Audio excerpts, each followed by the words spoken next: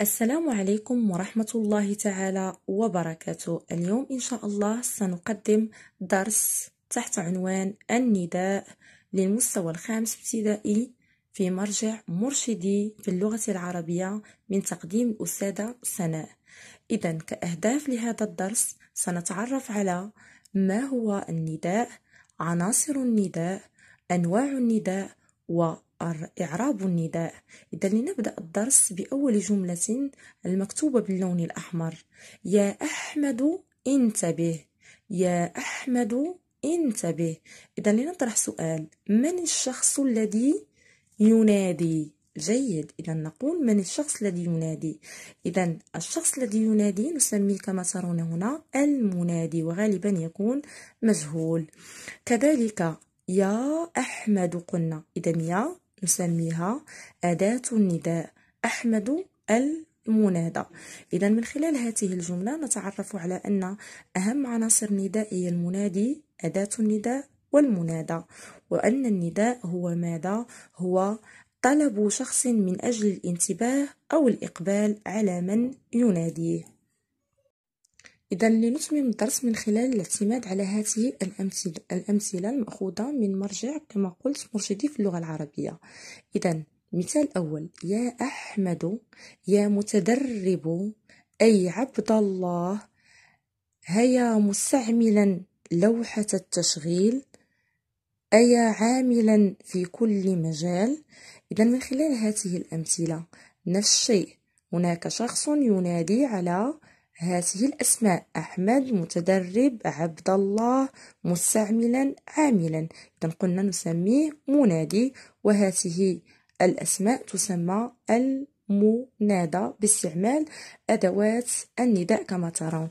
إذا في المثال الأول أداة نداء ما هي؟ يا. بالنسبة للمنادى لدينا أحمد. إذا جيد. بالنسبة للنوع هذا الاسم أحمد كما تلاحظون فهو عبارة عن ماذا؟ عبارة عن علم مفرد، كيسرى، كأحمد، كخالد، كسناء، كمريم. إذا علم مفرد. إذا ماذا سنعربه؟ كيف هي حركة إعرابه؟ كما تلاحظون هنا أنه جاء مرفوع، إذا نقول مبني على الضم.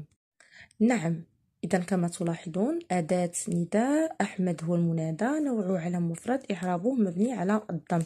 ننتقل إلى المثال الثاني: يا متدرب. إذا يا متدرب تمهل في عملك.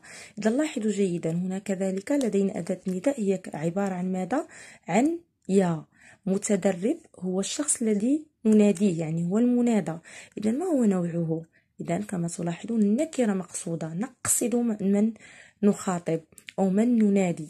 بالنسبة لإعرابه كما تلاحظون كذلك جاء مرفوع، إذا نقول كذلك أنه مبني على ماذا؟ على الضم. بالنسبة للمثال الثالث هو أي عبد الله، أي عبد الله. إذا كما تلاحظون بالنسبة هنا أداة النداء هي أي، بالنسبة للمنادى هو عبد الله. إذا ماذا تلاحظون؟ عبد هي المنادى، يعني عبد الله. إذا عبد كما تلاحظون جاءت مضافة، والله جاءت مضاف إليه، أو نقول عبد الرحمن، عبد المنعم. إذا هذا جاء مضاف. إذا في هذه الحالة كيف هي حركة إعرابه؟ فهو منصوب. عبد قلنا عبد الله، إذا فهو منصوب في هذا المثال الثالث. إذا كما قلت لكم أي عبد مضاف منصوب. بالنسبة للمثال الرابع: هيا مستعملا لوحة التشغيل. إذا ماذا نفعل؟ هيا مستعملا لوحة التشغيل. إذا أداة النداء هي هيا، مستعملا هو الشخص الذي نناديه، يعني هو المنادى. ماذا تلاحظون؟ الاسم الذي جاء بعده لوحة ما جاتش مجرورة.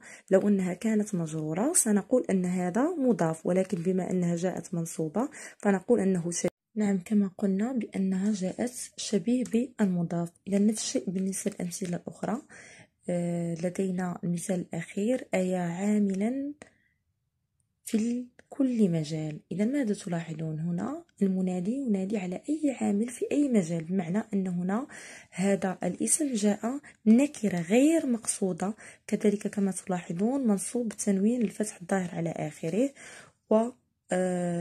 بالنسبة لأداة النداء نقول أيا. مفهوم؟ إذا من خلال هذا الجدول ماذا تستنتجون؟ ما هو المنادى؟ جيد، المنادى هو الاسم الواقع بعد حرف النداء. جيد، لاحظوا جيدا هنا. إذا أحمد، متدرب، عبد، مستعملا، عاملا. إذا لدينا المنادى دائما عبارة عن اسم يقع ماذا؟ بعد حرف النداء. وقلنا أن النداء هو ماذا؟ هو طلب شخص من أجل الانتباه والإقبال على من يناديه. إذا جيد، تعرفنا على ما هو النداء، ما هو المنادى. الآن ما هي أدوات النداء؟ جيد، كما لاحظتم في هذا الجدول أدوات النداء 4: يا، أي، هيا، أيا. أما بالنسبة لأنواع المنادى لدينا 5 أنواع: علم مفرد، نكرة مقصودة، مضاف، شبيه بالمضاف، ونكرة غير مقصودة. بالنسبة للعلم مفرد ونكرة مقصودة من حيث الإعراب دائما يبنى كل منهما على ما كان علامة رفعه، يعني نقول مبني على الضم. أما بالنسبة للمضاف وشبيه بالمضاف ونكرة غير مقصودة فينصب كل منهما، لذلك نقول بأنه منصوب. وإذا هذا هو استنتاج ديال درس اليوم اللي هو النداء في مكون التراكيب. نعم، إذا وهذا هو الاستنتاج. المنادى هو الاسم الواقع بعد حرف النداء. من أدوات النداء يا، أي، هيا، أيا.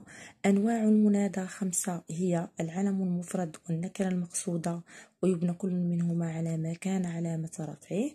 المضاف والشبيه بالمضاف والنكرة غير المقصودة، وينصب كل منهما. إذا الآن سنرى نموذج من الإعراب. إذا لاحظوا جيدا، لدينا النموذج الأول وهو يا خالد انتبه. جيد، كما قلنا بأن يا فهي عبارة عن حرف نداء مبني على السكون. خالد منادى مبني على ماذا هنا؟ على الضم. لماذا؟ لأنه علم مفرد كما قلنا. انتبه فعل أمر مبني على السكون، والفاعل ضمير مستتر تقديره أنت، أنت انتبه. بالنسبة للمثال الثاني: أيا عبد الغفور أنصت. جيد، هنا حرف النداء مبني على السكون بالنسبة لآية. عبد كما قلنا فهي عبارة عن ماذا؟ هي المنادى، وكما تلاحظون جاءت منصوبة لأنه مضاف.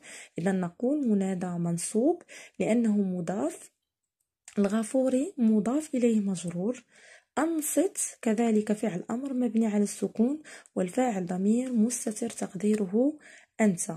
الآن نمر إلى تمارين تطبيقية من أجل معرفة هل فعلا فهمتم الدرس أم لا. إذا نمر إلى السؤال الأول: نادي الأسماء التالية مع شكلها: عامل، محمد، سعد الدين، مريم، رجل. السؤال الثاني: ركب كل كلمة في جملة مفيدة بحيث تكون منادى: ساعي البريد، عمر. مفهوم؟ إذا نرجو أن توقفوا الفيديو وأن تحاولوا إنجاز المطلوب، ثم بعد ذلك تتممون الفيديو لكي ترون التصحيح. إذا بالنسبة للتصحيح كما تلاحظون عامل، إذا استعملنا أداة نداء هي يا عاملا. إذا هنا جاءت منونة يعني منصوبة. إذا هنا جاءت النكرة غير مقصودة حسب الجملة التي ستأتي بعدها أو الكلمة التي ستأتي بعدها. يا محمد، إذا كما تلاحظون استعملنا أداة نداء كذلك يا. هنايا جاء مبني على الضم. لماذا؟ لأنه علم مفرد. يا سعد الدين نفس الشيء، استعملنا أداة النداء يا سعد، جاء هنا مضاف. إذا كما تلاحظون منصوب. يا مريم، هنا كذلك علم مفرد لذلك مبني على الضم. يا رجل، إذا هنا نكرة مقصودة. أما السؤال الثاني فهو كجواب: أيا ساعي البريد أقبل. هنا جاء أيا ساعي كما تلاحظون منصوب. أيا عمر ثابر. وإلى هنا أشكركم على حسن المتابعة، وإلى اللقاء مع درس آخر إن شاء الله. وكما أقول دائما، في أمان الله.